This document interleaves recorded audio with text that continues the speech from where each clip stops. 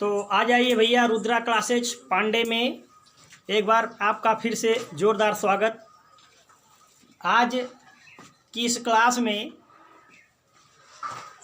आप लोगों को वैद्युत विभव का जो अगला व्यंजक है, जैसे कल बताया गया कि अक्षीय और निरक्षीय स्थिति में वैद्युत विभव का व्यंजक क्या होता है, उसका निगमन करवा के बताया गया था। आज के इस वीडियो में आपको बताया जाएगा किसी भी बिंदु पर वैद्युत विभव, जैसे मान लीजिए ना वो बिंदु अक्षीय है और ना ही निरक्षीय है, किसी भी बिंदु पर अगर यदि कहता है कि किसी भी बिंदु पर वैद्युत विभव निकालिए, वैद्युत विभव का मान क्या होगा, तो इसके लिए सबसे पहले हेडिंग डाल लीजिएगा। आज की हेडिंग होगी वैद्युत द्विध्रुव के कारण किसी बिंदु पर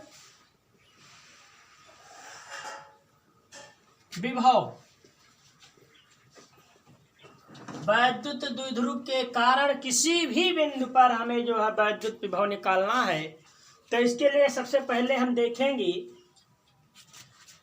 मान लीजिए माना एक वैद्युत द्विध्रुव है हमारा,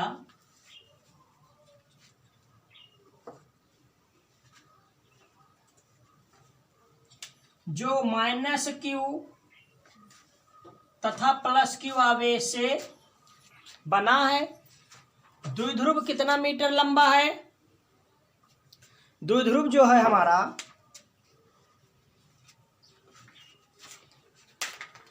द्विध्रुव 2L मीटर लंबा है। द्विध्रुव की लंबाई कितनी है? 2L मीटर द्विध्रुव है।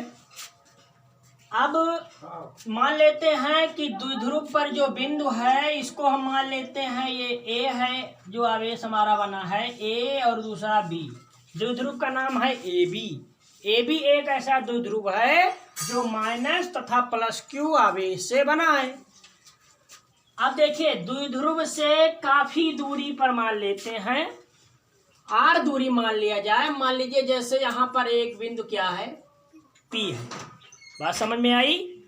इस बिंदु को हम P मान लेते हैं। ना ये कह रहा है अक्षीय है और ना ही कैसा है, निरक्षीय है।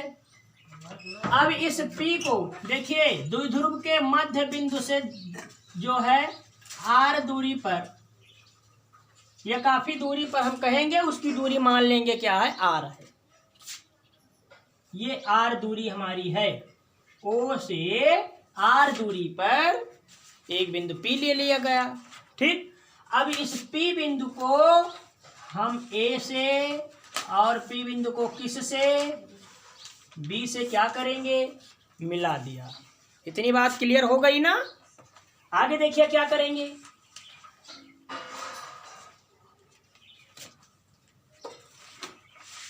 इस बिंदु B से ये जो भुजा हमारी OP है, OP, इस पर एक लंब डाल देते हैं। क्या डालेंगे?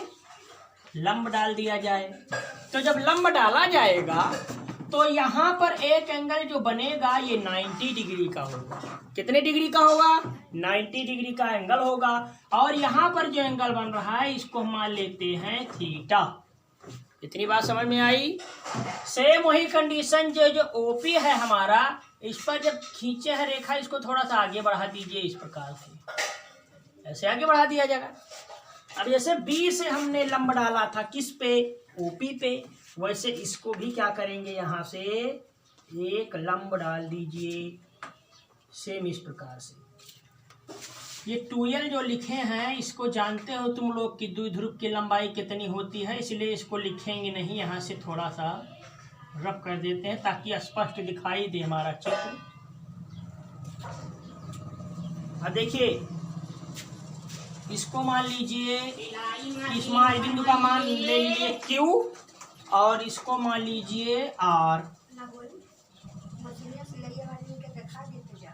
ठीक है, अब क्या करेंगे हम, इसमें जो है देखिए ये जब लंब पड़ रहा है तो यहाँ पर क्या एंगल होगा, वही 90 डिग्री, और यहाँ पर क्या एंगल मान लेंगे, थीटा मान लिया गया।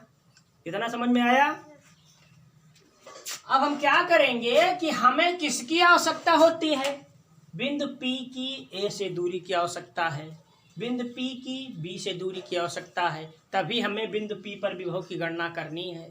ठीक है, इसकी थ्योरी सबसे पहले हम लिखेंगे, इसकी थ्योरी नोट करिए, उसके बाद में हम आगे बताते हैं। इसकी थ्योरी लिखेंगे कि माना एक वैद्युत द्विध्रुव AB, माना एक वैद्युत द्विध्रुव AB -q तथा +q आवेश से बना है, -q तथा +q आवेश से बना है। द्विध्रुव के मध्य बिंदु O से, द्विध्रुव के मध्य बिंदु O से कुछ दूरी पर एक बिंदु P है, जिस पर विभव की गणना करनी है, जिस पर वैद्युत विभव की गणना करनी है। इतना हो गया ना, फिर से सुन लीजिए। माना एक वैद्युत द्विध्रुव AB -q तथा +q आवेश से बना है। द्विध्रुव के मध्य बिंदु O से कुछ दूरी पर, या काफी दूरी कह सकते हैं, एक बिंदु P है, जिस पर हमें क्या करना है, वैद्युत विभव के मान की गणना करनी है। अब उसके बाद देखिए हमें किसकी दूरी की आवश्यकता है, AP। ये जो दूरी हमारी है, इतनी दूरी क्या होगी, L होगी। अब जब इतनी दूरी L होगी तो हमें जरूरी है PB की दूरी, तो हम यहां लिखेंगे PB बराबर PO। क्या होगा, PB बराबर, ये इसको Q इस प्रकार से बनाइए, नहीं थीटा जैसा लगेगा। PB बराबर लिखिए PQ। PB को क्या लगभग लंब डाला गया है, तो लंब डालने का मतलब है सूक्ष्म दूरी बना रहा है यहाँ पे, तो इसको हम बहुत छोटा मानेंगे, यानी ये क्या हो जाएगा, PB किसके बराबर ले लेंगे, PQ के बराबर। अब हम PQ का मान निकाल लेते हैं। देखिए कैसे, ये हमारा है L, बात समझ में आया। और ये इतना है पूरा R। हमें किसकी आवश्यकता है, इतनी दूरी की आवश्यकता है। इतनी दूरी क्या होगी, ध्यान दीजिए, इसको हम ले लेंगे cos थीटा। यहाँ पर cos थीटा मानेंगे, तो cos थीटा जब माना जाए तो इसको देखिए इस प्रकार से ये बनेगा हमारा, ऐसे बन रहा है, ये कर्ण है। ठीक है, इस बिंदु का नाम B रख दिया जाए, और इसका नाम Q हो जाए, और ये हो जाए B।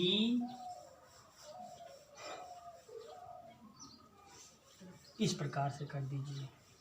यहाँ थीटा मान लिए हैं हम, ये क्या है, थीटा है, तो थीटा cos थीटा बराबर क्या होता है, आधार बटे कर्ण।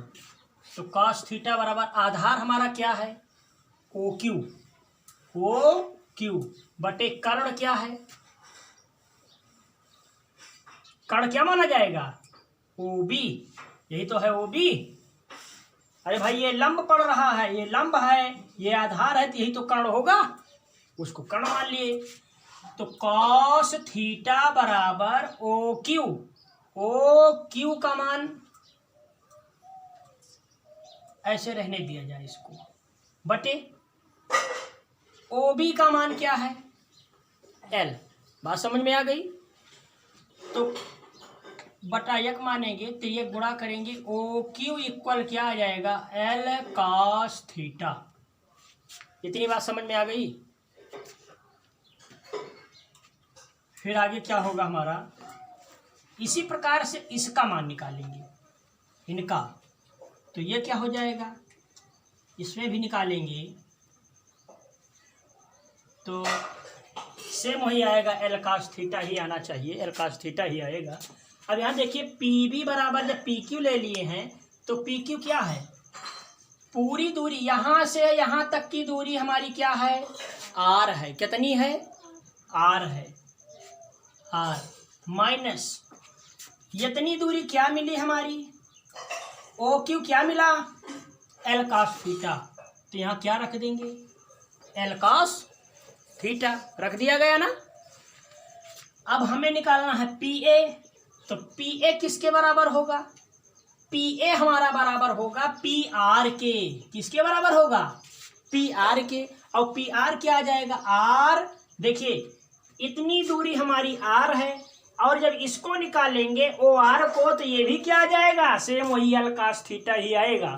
तो यहाँ क्या हो जाएगा, R plus L cos theta. इतनी बात क्लियर हुई, ठीक। अब इतना मान हमारा निकल आया। अब क्या लिखेंगे, माइनस क्यू आवेश के कारण, आवेश के कारण बिंदु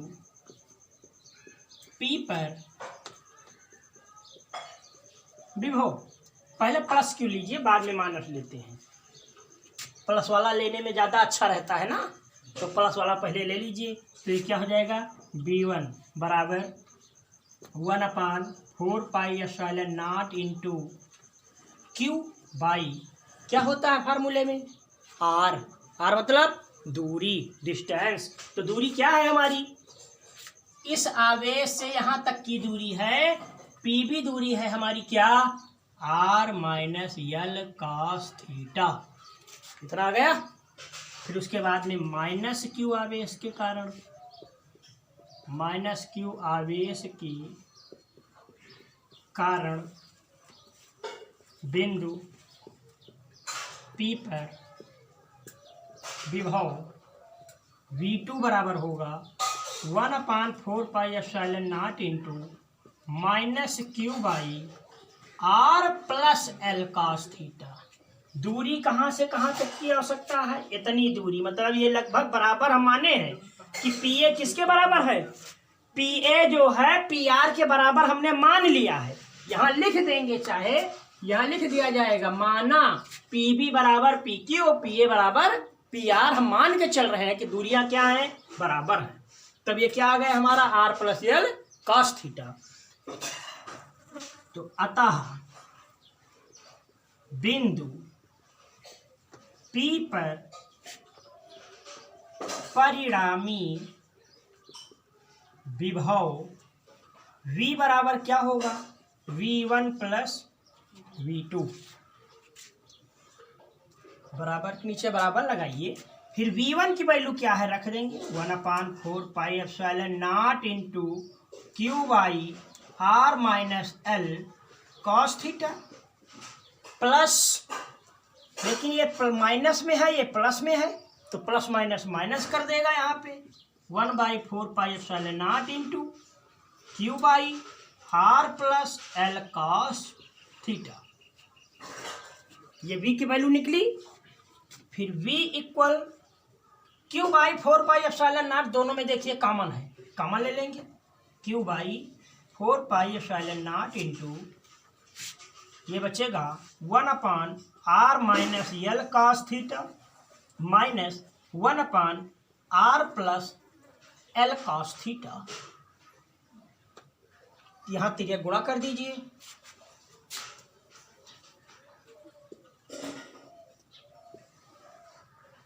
गुणा करेंगे तो V इक्वल क्या आएगा, Q by 4 pi epsilon nought into, जब फिर यह गुणा करेंगे 1 का गुणा R plus L cos theta से, तो R plus L cos theta, minus लगा है, माइनस का गुणा आर से होगा तो माइनस आर, माइनस का गुणा माइनस एल से होगा तो minus minus plus L cos theta कर देगा। भाई इधर देखिए, इन दोनों का गुणा होगा तो ये आएगा R minus L cos theta, एक ब्रैकेट में, दूसरे ब्रैकेट में लिखेंगे R plus L cos theta. इतना क्लियर हुआ ना। फिर देखिए आर से आर कैंसिल हो जाएगा, प्लस माइनस है, Q by 4 pi epsilon nought into L cos theta, L cos theta दोनों जुड़ के 2l कॉस थीटा बना देगा, by A minus B A plus B, A square minus B square, यही तो कंडीशन बना देगा यहाँ पे ना। फिर 2QL पीछे पढ़ चुके हो, यहाँ लिख देंगे साइड में, चूंकि P इक्वल 2QL, अतः V इक्वल क्या आएगा 1/4πε0 इंटू 2QL के स्थान पे आ गया P और cos थीटा बचा अपान R square minus L square cos square theta. यदि L का मान R की तुलना में कम हो तो L square cos square theta क्या होगा, नगण्य होगा। यही करते चले आए हो, चौथा डेरिवेशन आपका है, 5वां ना, सेम ही प्रोसेस लगाते आए हैं, तो यहाँ पर भी नगण्य हो जाएगा। जब L स्क्वायर नगण्य है तो उसके साथ cos है तो cos भी तो नगण्य होगा। तो V इक्वल क्या मिला हमें 1/4πε0 into P cos theta by, ये हो जाएगा 0, नगण्य का मतलब 0, तो क्या बचा R स्क्वायर। यही हमारा किसी बिंदु पर विभव हुआ। बात समझ गए। चलिए देखिए, कमेंट में कुछ मिला जो है कि इसकी थ्योरी थोड़ा समझ में कम आई है ना, इसकी थ्योरी एक बार फिर से बता देते हैं। चित्र वाला पार्ट जो है फिर से एक बार देख लीजिए। कैलकुलेशन में कोई प्रॉब्लम तो होगी नहीं, कैलकुलेशन में हम मान रखते चले आए हैं, सीधे वही V1 निकाल लिया, V2 निकाल लिया, ठीक है। इसकी थ्योरी देखिए, फिर से देखते हैं एक बार।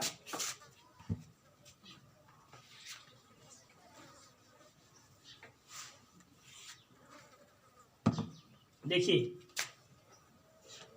हमने सबसे पहले माना एक वैद्युत द्विध्रुव AB जो -Q तथा +Q आवेश से बना है। द्विध्रुव के मध्य बिंदु O से काफी दूरी पर एक बिंदु P ले लिया गया, जिस पर वैद्युत विभव के मान की गणना हमको करनी है। अब बिंदु P को A से तथा P को B से क्या किया, मिला दिया। अब मिलाने के बाद बिंदु P से हम बिंदु O पर लंब खींचते हैं, सीधी मिला दिया जाता है इसको। अब जब बिंदु P को O से मिला दिया और इस दूरी को हम मान लेते हैं कि यहाँ से बिंदु O की दूरी क्या मान ली जाए, R मान ली जाए, R मान लिया। अब हमें देखिए, हम क्या मानते हैं, प्रोसेस और मानेंगे कि ये जो हमारी PB है ये किसके बराबर है, ये PB हमारी PQ के बराबर है। हम मानते हैं इसको, PB किसके बराबर है, PQ के बराबर है। तो हमें PQ के दूरी की आवश्यकता होगी, तो PQ की दूरी आएगी कैसे, देखो भैया, यहाँ से यहाँ तक की दूरी R है। अब हमें आवश्यकता कितनी है, इतनी दूरी की, तो पूरे से इतना निकाल लें तो PB बचेगा कि नहीं बचेगा, बचेगा ना। अब बात यहाँ आती है कि OQ की दूरी दी नहीं है तो कैसे आएगा, तो यहाँ हमने एंगल माना है थीटा। बिंदु B से PQ पर लंब खींच दिए, तो लंब खींचा तो यहाँ 90 डिग्री का एंगल बना, और 90 डिग्री जब एंगल बना तो यहाँ cos थीटा लगा दिए, तो cos थीटा बराबर होता है आधार बटे कर्ण। आधार हमारा बनेगा ये पार्ट होगा आधार और ये बनेगा कर्ण। ये क्या बनेगा, कर्ण बनेगा। तो आधार क्या है, OQ बटा कर्ण क्या है, L। तो इसको लिख देंगे, क्या लिखेंगे, cos थीटा बराबर आधार OQ बटा कर्ण L।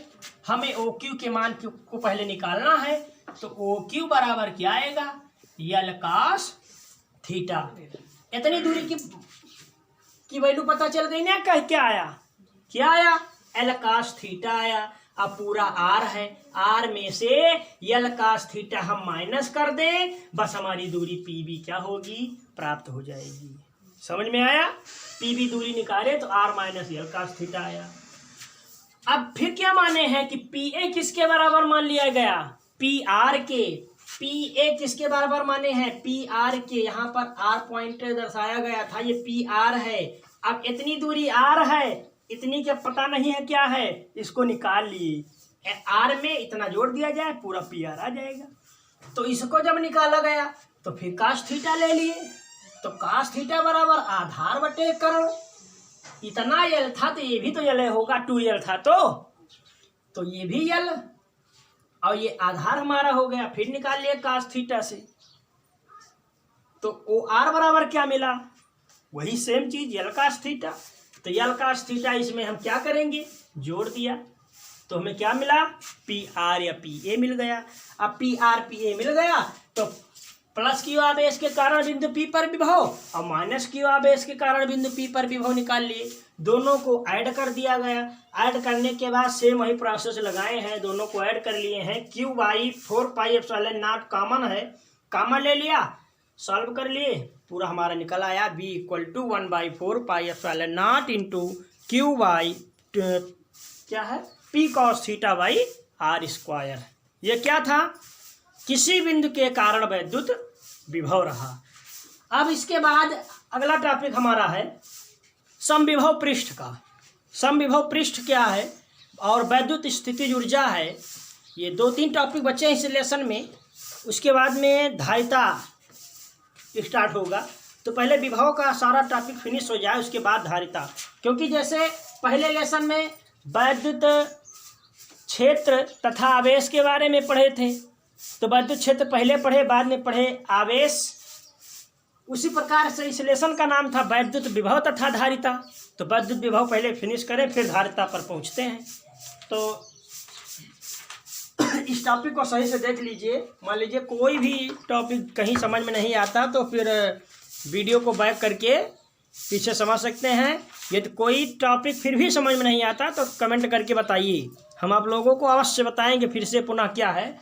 और एक कंप्लेन ये है कि आप लोग जो है चैनल को सब्सक्राइब नहीं करते, वीडियो को लाइक नहीं करती। जितने व्यूज आएंगे उतने मज़ा आएगा पढ़ाने में। जितने आप लोग व्यूज करेंगे, जितने देखेंगे वीडियो, उतना अच्छा जो है परफॉर्मेंस होगा और रुचि भी रहेगी कि वीडियो को और अच्छे तरीके से बनाया जाए और क्वालिटियाँ दी जाएँ इसमें। तो आप लोग व्यूज बढ़ाइए भाई, व्यूज जितने बढ़ाएंगे उतना अच्छा वीडियो आप लोगों को मिलता रहेगा। अगला वीडियो लेके फिर आएंगे, तब तक के लिए जो है आप लोग जो है पढ़ते रहिए, एंजॉय करते रहिए।